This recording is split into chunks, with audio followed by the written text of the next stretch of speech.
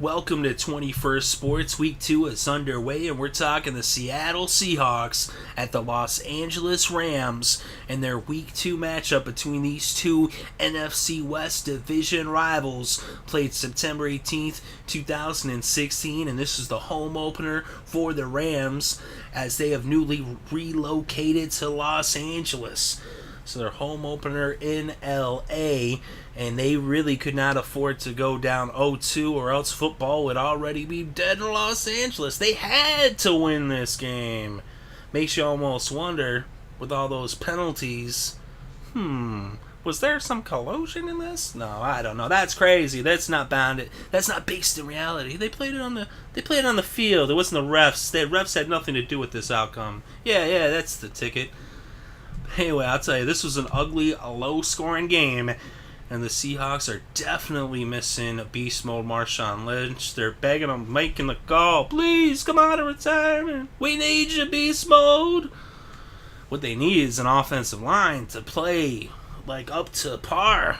What is going on there with that line? They just really are not giving. They never really gave Wilson protection. He always had to scramble around like a maniac, pulling plays out of his back pocket, making miracles happen. That's why they gave him the big contract.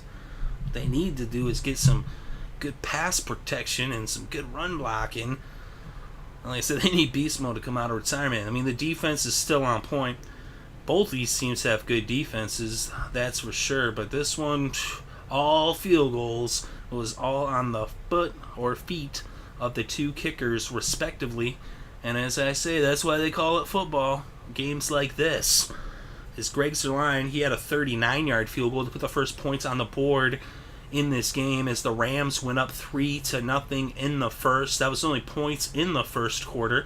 Then in the second, Steven Hauschka hit a 23-yard field goal to tie the game up at 3 apiece. Then Greg Zuerlein hit a 28-yard field goal to put the Rams back in the lead just a minute before halftime, 6-3. The third was scoreless, and then in the fourth, Zuerlein hit his third field goal of the game, a 47-yarder. That made it 9-3, and that would be the final score in this game. Not really much scoring going on. Like I said, a lot of penalties, though, is the Seahawks. Their penalties, 10 penalties, 114 penalty yards. Of course, on the other side, the Rams, 9 penalties for 78 yards. So a lot of penalties on both sides.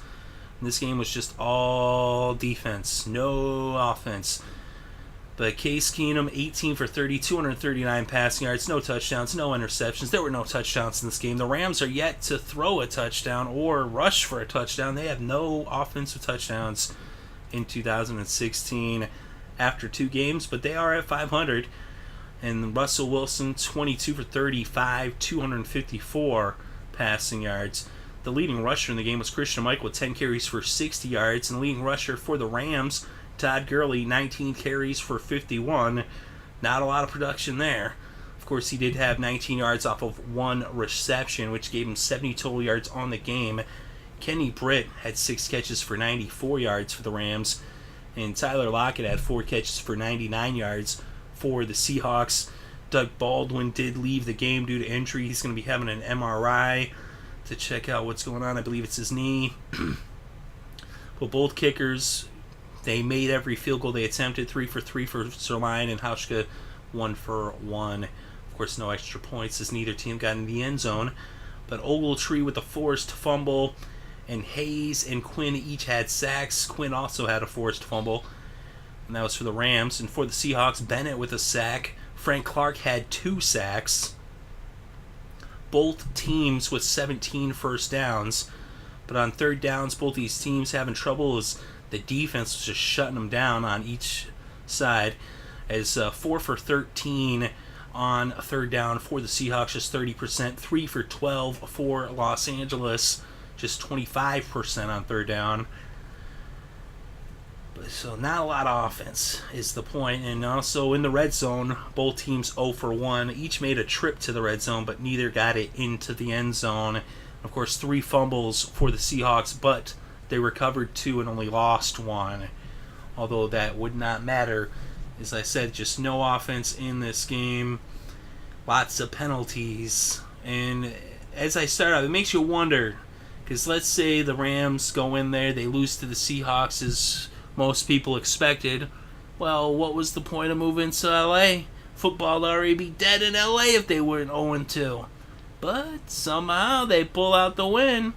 But actually, the truth of the matter, though, is that these two teams always play each other tough. The Rams have always given the Seahawks trouble throughout the years. You look back the last 5 years, the Rams always play tough games, and they always play their best football against the Seahawks. They have a fierce rivalry.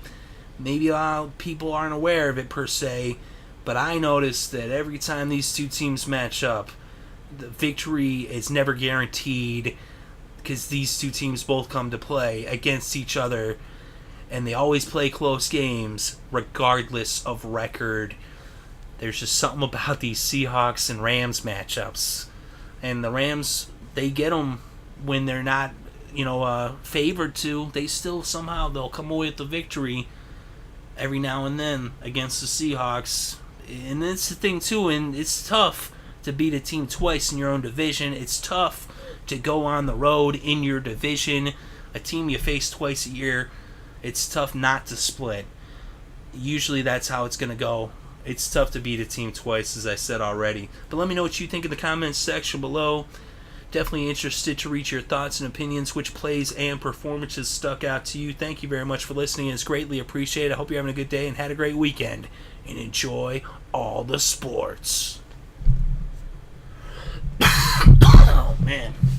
Can't believe I got through that one. Midway through, I was like, even at the beginning, I was like, oh, my throat.